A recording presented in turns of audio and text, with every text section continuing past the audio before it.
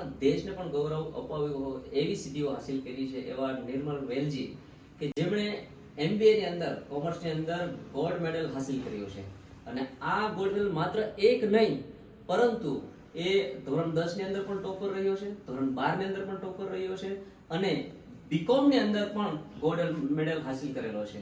આવા સિદ્ધિઓના એવા યુવાને આ નાગવા ગામને ગૌરવ અપાવ્યું છે અને દીવને ગૌરવ અપાવ્યું છે.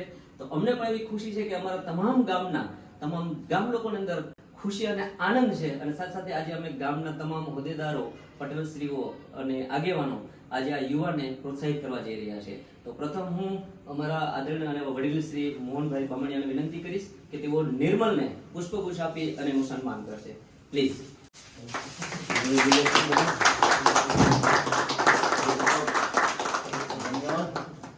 અને આગળ પ્રગતિ કરે એવી શુભકામના.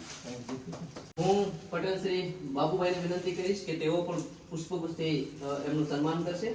તાલીઓના ગડગડાટ સાથે હું અમારા ગામના એવા આદરણીય લક્ષ્મીબેન મોહનને પણ વિનંતી કરીશ કે તેઓ પુષ્પગુચ્છ આપી અને નિર્મલનું સ્વાગત કરશે. અમારા પટેલ શ્રી અને ગામના સતત સક્રિય એવા શાંતુભાઈને પણ વિનંતી કરીશ કે તેઓ પુષ્પગુચ્છ આપી અમને સન્માન કરશે. MBA પછી એવું લાગે તો CA પણ કર. આ અમારી શુભકામના રહે.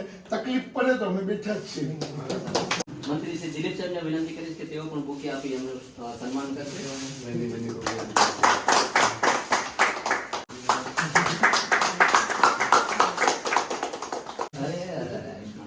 ખૂબ આગળ પ્રગતિ કરો. આ ગામનું ગૌરવ કરો, જીવન ગૌરવ, રાષ્ટ્રને ગૌરવ કરો. ખૂબ ખૂબ અભિનંદન. ગામના વતનીના નાતે મારો બહોળો અનુભવ રહ્યો છે. એમાં આ યુવાનની પાછળ, પોતાના દીકરા પાછળ સૌથી મોટો જો હાથ હોય અને સિદ્ધિઓ પાછળ તેના મમ્મી છે. તો હું એમના મમ્મીનું પણ સન્માન માટે હું લક્ષ્મીબેન મોહનને વિનંતી કરીશ કે તેઓ બુકે આપે એમનું સન્માન કરે. કારણ કે આ જે સિદ્ધિઓ છે માત્ર એ એકલાથી નથી, એમના પરિવારમાં એમનો સૌથી વધારે રોલ એના મમ્મીનો છે.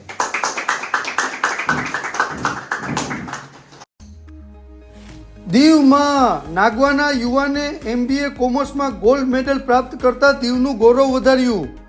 દીવના નાગવાના નિર્મલ વેલજી બામણિયાએ MBA કોમર્સમાં રજવાડી યુનિવર્સિટી રાજકોટમાં ગોલ્ડ મેડલ પ્રાપ્ત કરી દીવનું ગૌરવ વધાર્યું. નિર્મલ ધોરણ 10 અને 12માં ટોપર રહ્યો હતો અને આ ગોલ્ડ મેડલ પ્રાપ્ત કરતા નિર્મલ ઉપર અભિનંદન અને શુભકામનાની વર્ષા થઈ રહી છે. નિર્મલભાઈ, તમે રાજકોટ યુનિવર્સિટીમાં ગોલ્ડ મેડલ પ્રાપ્ત કર્યો, કેવી ખુશી અનુભવો છો?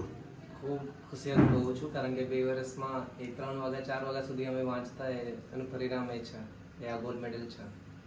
તમે આ એચિવમેન્ટ પ્રાપ્ત કર્યું એનું શ્રેય તમે કોને આપવા માંગો છો? મારા મમ્મી પપ્પા અને મારા 2 મોટા ભાઈઓ અને મારા જે પ્રોફેસર હતા, જે રાતના 1-2 વાગ્યા સુધી પણ મને હેલ્પ કરતા હતા વાયા વિડીયો કોલ અને કોલથી. તમારું આવું બેસ્ટ પરફોર્મન્સ થયું, તમે જનતાને કોઈ મેસેજ આપવા માંગો છો? નહીં, વિદ્યાર્થીને મેસેજ આપવા માંગુ છું કે ઓછા ફ્રેન્ડ બનાવવાના, સારા ફ્રેન્ડ બનાવવાના, અને ઓછા હશે તો તમારો રિસર્ચ ઓછો હશે અને એનો જે ટાઈમ બચે તમારા ખુદના ઉપર તે ઇન્વેસ્ટ કરી શકો. નિર્મલભાઈ, ફ્યુચરમાં તમે શું બનવા માંગો છો? ફ્યુચરમાં તો હું સારો એક માણસ બનવા માંગુ છું અને ફ્યુચરમાં મારે એજ્યુકેશન PhD માટે IIMમાં મેં અપ્લાય કરેલું હતું, પણ જે સેકન્ડ સ્ટેજમાં રિજેક્ટ થયું. જે મારા એક IIMના ટીચર હતા એમણે ખૂબ હેલ્પ કરેલી હતી, પણ હજુ પણ અમે PhD માટે અપ્લાય કરેલી છે બીજી કોલેજમાં ઇન્ડિયાની.